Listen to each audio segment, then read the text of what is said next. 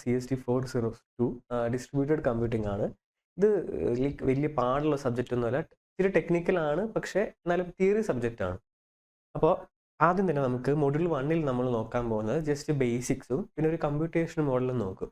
അതായത് ബേസിക്സ് എന്ന് ഉദ്ദേശിക്കുന്നത് ഡിസ്ട്രിബ്യൂട്ടഡ് മോഡൽ എന്താണ്, ഇതിൻ്റെ ക്യാരക്ടറിസ്റ്റിക്സ് എന്താണ്, ഇതിൻ്റെ അഡ്വാൻറ്റേജസ് എന്താണ്, ഇത് ഇങ്ങനെ ചെയ്യുമ്പോൾ ഉള്ളൊരു ചലഞ്ചസ് എന്താണ്, പിന്നെ ഒരു കമ്പ്യൂട്ടേഷൻ മോഡലും നമ്മൾ നോക്കും.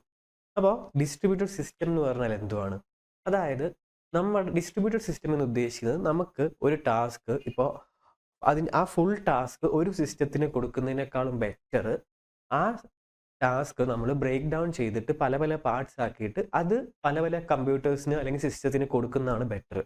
ഇങ്ങനെ ചെയ്യുമ്പോൾ എന്താണെന്ന് പറഞ്ഞാൽ ഒരു സിസ്റ്റത്തിലേക്കുള്ള ലോഡും കുറയും, എഫിഷ്യൻസി കൂടും. എങ്ങനെ? സമയം നമുക്ക് ലാഭിക്കാം. ഒരു സിസ്റ്റം ഒറ്റയ്ക്ക് വലിയൊരു ടാസ്ക് ചെയ്യുന്നതിനേക്കാൾ എത്ര ബെറ്റർ ആണ് ആ ടാസ്ക് തന്നെ സ്പ്ലിറ്റപ്പ് ചെയ്തിട്ട് പല സിസ്റ്റത്തിന് കൊടുക്കുന്നത്. അപ്പോൾ സമയം ലാഭിക്കാൻ നമുക്ക് റീസോഴ്സസും കുറവ് മതി. മനസ്സിലായല്ലോ? അതാണ് ജസ്റ്റ് മെയിൻലി നമ്മൾ ഡിസ്ട്രിബ്യൂട്ടഡ് സിസ്റ്റം ഉപയോഗിക്കുന്നത്. അപ്പോൾ ഇവിടെ പറഞ്ഞേക്കുന്നത് എന്താ? A distributed system is a collection of independent entities that cooperate to solve a problem that cannot be individually solve.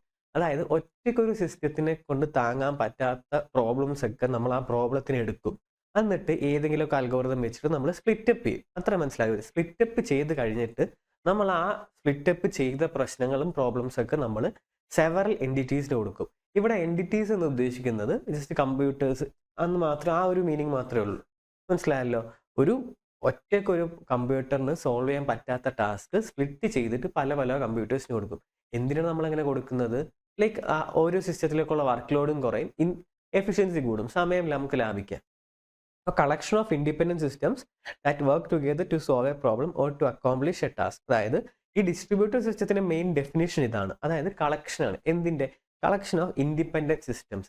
ഈ ഇൻഡിപെൻഡന്റ് എന്നൊരു കീവേഡാണ്. അതായത് ഒരു സിസ്റ്റത്തിന്റെ ഔട്ട്പുട്ട് മറ്റേ സിസ്റ്റത്തിന്റെ ഔട്ട്പുട്ടിനെ ഡിപ്പെൻഡ് ചെയ്തല്ല. മനസ്സിലാവും? ഒരു സിസ്റ്റം വർക്ക് ആയില്ലെങ്കിലും മറ്റേ സിസ്റ്റം വർക്കാവും. അത് വേറൊരു അഡ്വാൻറ്റേജ് ആണ് ഡിസ്ട്രിബ്യൂട്ടഡ് സിസ്റ്റത്തിന്റെ. അത് പുറകെ വരുന്നുണ്ട്. മനസ്സിലായല്ലോ? അപ്പൊ ഇൻഡിപെൻഡന്റ് സിസ്റ്റത്തിന്റെ ഒരു കളക്ഷനാണ്. എന്തിനാണ് അവരെ ഒന്നിപ്പിക്കുന്നത്?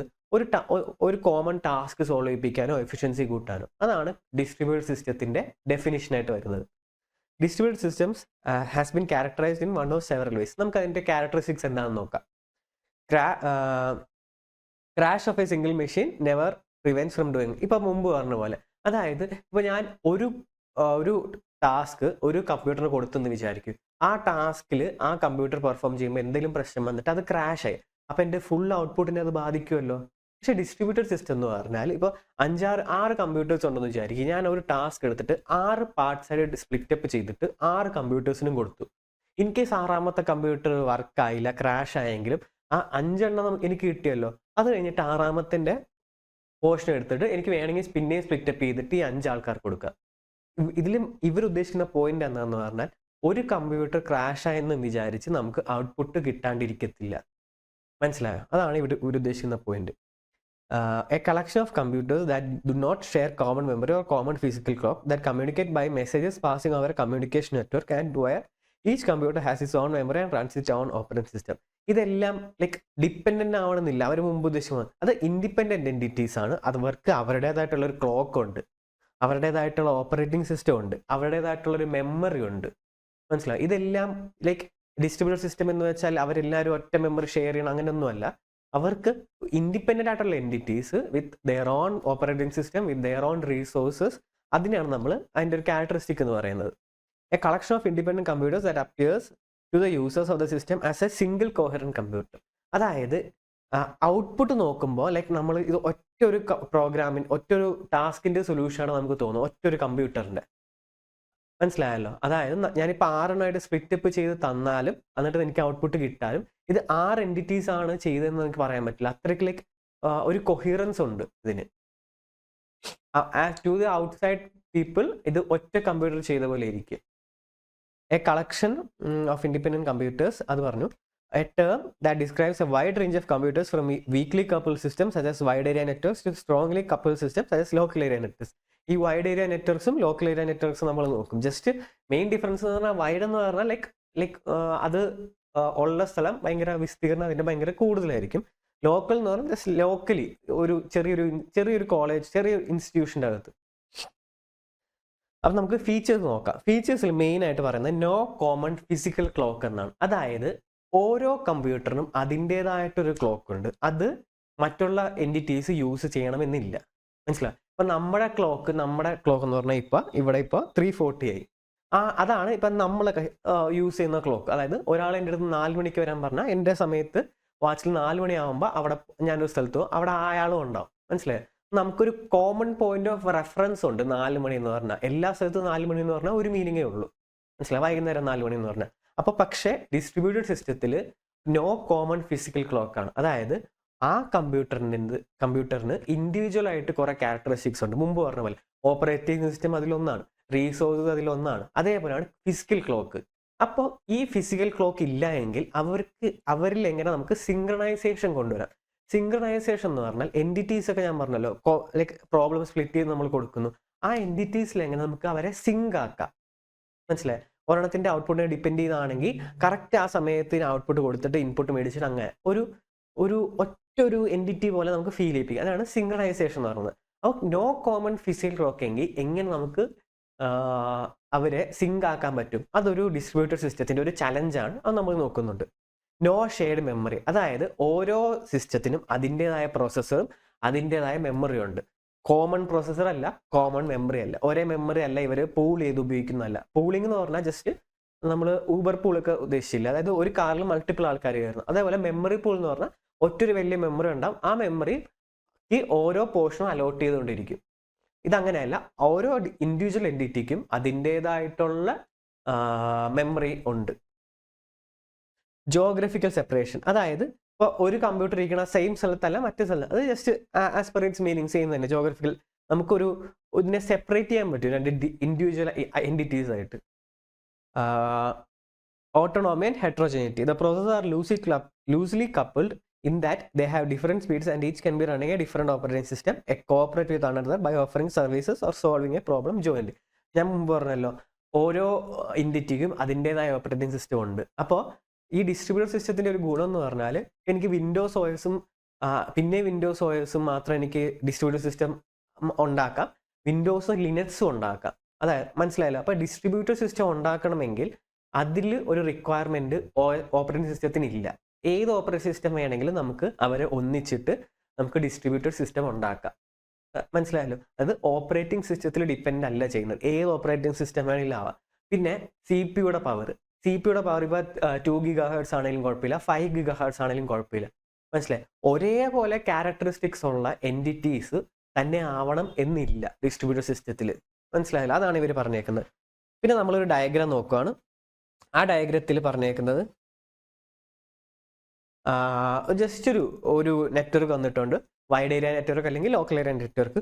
അതിൽ കുറേ കമ്പ്യൂട്ടേഴ്സ് വന്നിട്ടുണ്ട്. ആ കമ്പ്യൂട്ടേഴ്സിന് പ്രോസസ്സറും തന്നിട്ടുണ്ടാകും, ആ മെമ്മറി ബാങ്കും തന്നിട്ടുണ്ടാകും.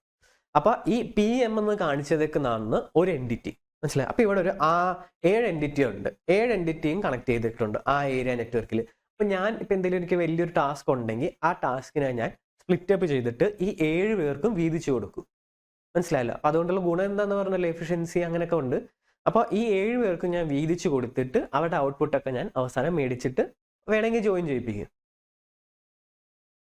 ഇനി ജസ്റ്റ് വേറൊരു ഡയഗ്രാമാണ്. അത് ജസ്റ്റ് ഒരു ഡിസ്ട്രിബ്യൂട്ടഡ് ആപ്ലിക്കേഷനും ആ സോഫ്റ്റ്വെയർ കമ്പോണൻസ് എങ്ങനെ ഇന്ററാക്ട് ചെയ്യുന്നു എന്നാണ് ഇതിൽ പറഞ്ഞേക്കുന്നത്.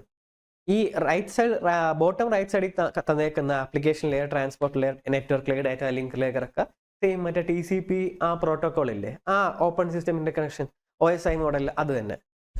ഓപ്പറേറ്റിംഗ് സിസ്റ്റം ഉണ്ട്. പിന്നെ മേലൊരു ഡിസ്ട്രിബ്യൂട്ടഡ് സോഫ്റ്റ്വെയർ ഉണ്ടാവും. ഡിസ്ട്രിബ്യൂട്ടഡ് സോഫ്റ്റ്വെയർ ആണ് ഇവർ തമ്മിലുള്ള ലിങ്ക്. ആരൊക്കെ? ഡിസ്ട്രിബ്യൂട്ടഡ് ആപ്ലിക്കേഷൻ അല്ലെങ്കിൽ എൻറ്റിറ്റിയും പിന്നെ OS ആയിട്ട് ലിങ്ക്. ഒരു പാലം എന്നൊക്കെ പറയാം. മനസ്സിലായി? ഈ ഡിസ്ട്രിബ്യൂട്ടഡ് സോഫ്റ്റ്വെയർ ആണ് ഇതൊക്കെ ഫെസിലിറ്റേറ്റ് ചെയ്യുന്നത്, മാനേജ് ചെയ്യുന്നത്.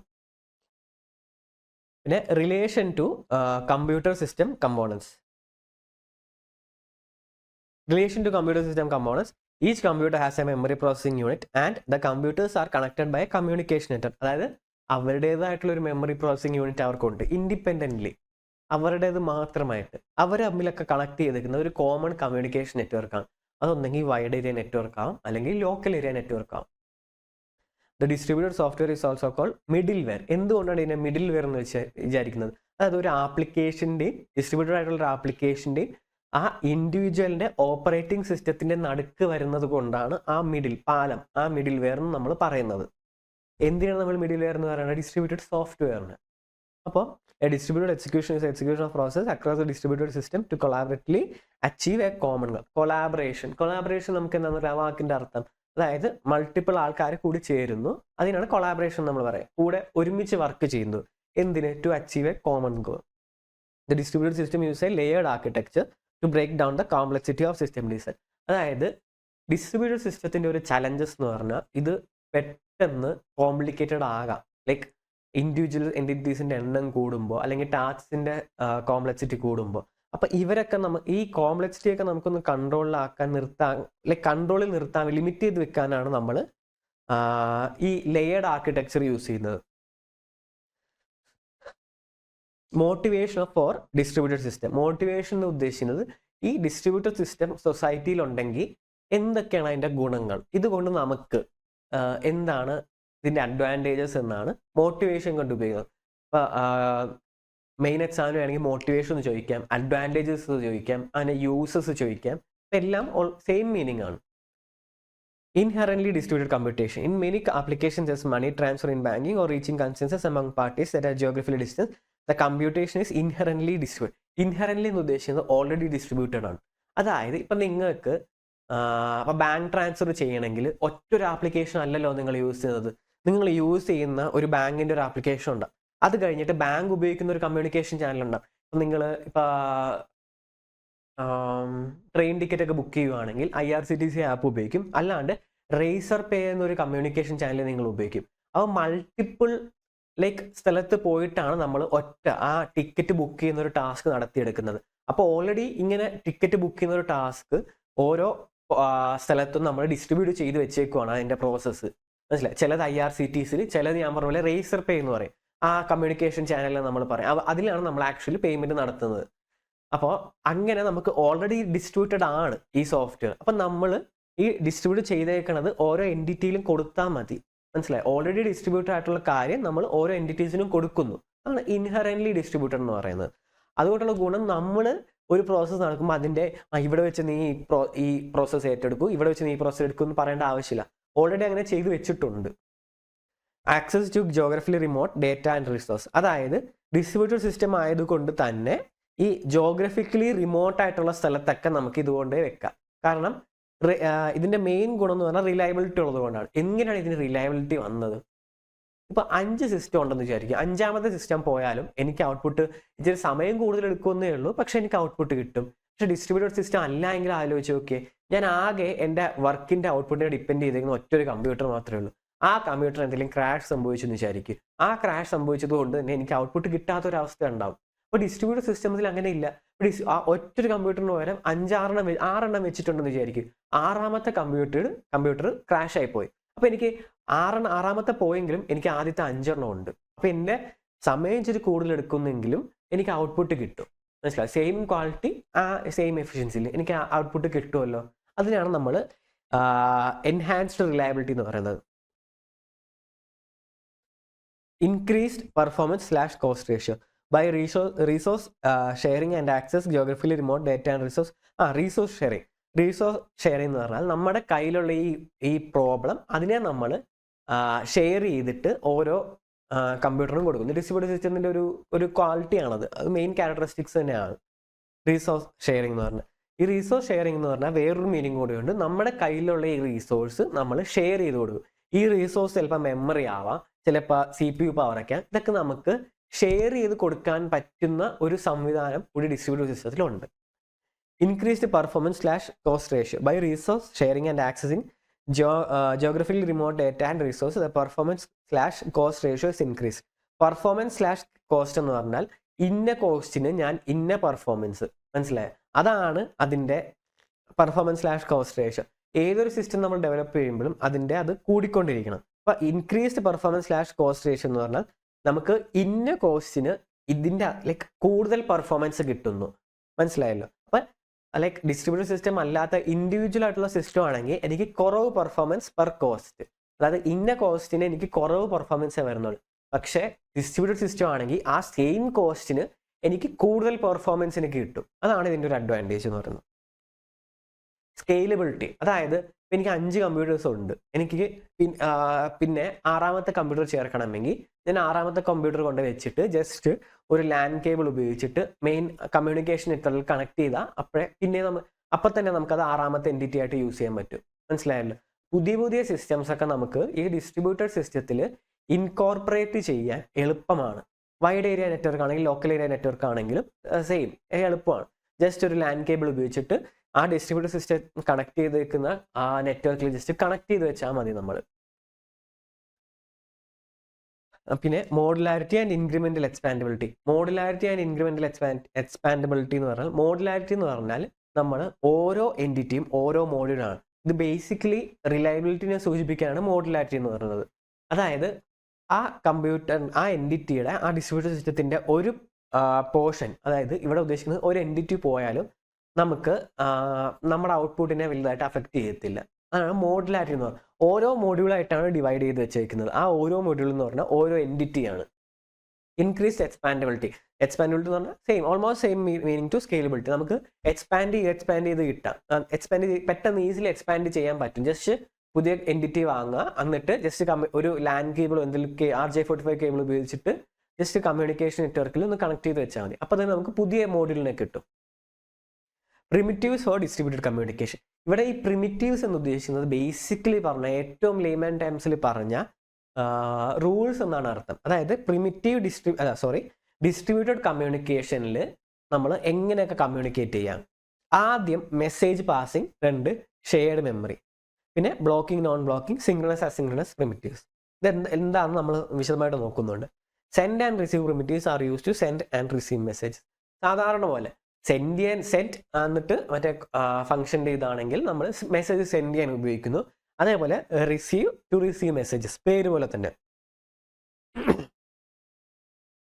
A send primitive has at least 2 parameters. നമ്മൾ കോഡിംഗ് ലാംഗ്വേജിൽ തന്നെ ഒരു ഫംഗ്ഷന് ഡെഫ് എന്നിട്ടിട്ട് നമ്മൾ ഒരു 2 പാരാമീറ്റേഴ്സ് അല്ലേ കൊടുക്കുന്നത്. ആ 2 പാരാമീറ്റേഴ്സ് എന്ന് പറഞ്ഞാൽ ആ ഫംഗ്ഷനെ ഇൻഫ്ലുവൻസ് ചെയ്യാനുള്ള എന്തെങ്കിലും വേരിയബിൾസ് ആണ്. അപ്പോൾ ഇവിടെ സെൻഡ് പ്രിമിറ്റീവിന് 2 പാരാമീറ്റേഴ്സ് ഉണ്ട്. എന്തൊക്കെ? ഡെസ്റ്റിനേഷനും buffer in the user space containing the data. അതായത് സെൻഡിന് ആകെ 2 കാര്യങ്ങൾ അറിയണം. എങ്ങോട്ട് പോകണം, എന്ത് കൊണ്ടുപോകണം, ഞാൻ അങ്ങോട്ട്. എങ്ങോട്ട് കൊണ്ടുപോകണതാണ് ഡെസ്റ്റിനേഷൻ. എന്ത് കൊണ്ടുപോകുന്നു എന്ന് ഉദ്ദേശിക്കുന്നത് യൂസർ കണ്ടന്റ്, പേലോഡ് എന്നൊക്കെ നമ്മൾ പറയും കമ്പ്യൂട്ടർ നെറ്റ്വർക്സിൽ. ബഫർ എന്ന് വേണമെങ്കിലും പറയാം. Receive primitive has at least 2 parameters. ഇതിനും അറ്റ്ലീസ്റ്റ് 2 ഉണ്ട്. എന്തൊക്കെയായിരിക്കും നിങ്ങൾക്ക് തന്നെ ആലോചിച്ചാൽ കിട്ടും. Source from which the data is to be received and the user buffer into which the data is to be received. അതായത് source from which the data is to be received, എവിടെ നിന്നാണോ കിട്ടേണ്ട data, two and the user buffer into which the data is to be received, എങ്ങോട്ടേക്കാണോ പോകേണ്ടത് ആ ഡേറ്റയാണ് നമ്മൾ കിട്ടുന്നത്. ആ payload, user content. There are 2 ways of sending data when the send primitive is invoked. Invoked എന്ന് ഉദ്ദേശിക്കുന്നത് നമ്മൾ വെയിക്ക് ചെയ്തു എന്നാണ് ഉദ്ദേശിക്കുന്നത്. അതായത് അയാളെ തട്ടി വിളിച്ചു, അതിൽ ആക്ടിവേറ്റ് ആകാൻ പറയുന്നു എന്നാണ് അതിൻ്റെ മീനിങ്. അപ്പോൾ there are 2 ways of sending data when the send primitive is invoked. The buffered option, the unbuffered option.